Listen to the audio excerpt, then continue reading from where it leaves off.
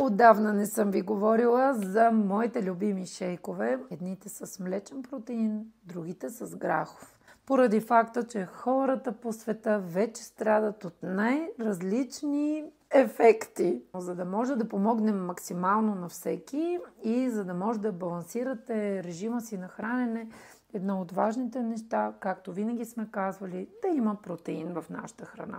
Протеин, ама всички ми говорят за това, че няма време, пък и колко протеин да изядеш. Все пак имаш някакъв режим на седмица. Не всеки е достатъчно физически активен. Не всеки е в добра форма. Затова аз винаги септември месец, преди есенния големия детокс, правя ProShape предизвикателство, което ви помага да запазите хубавото тяло от лятото. Обикновено е така. Или пък, ако сте прескочили този момент да използвате лятото и сега попадате на нас, сега е момента да се научите коя е лесната, достъпна, вкусна програма за контрол на теглото. Не обичаме да говорим за диета, защото диетата не е нещо приятно.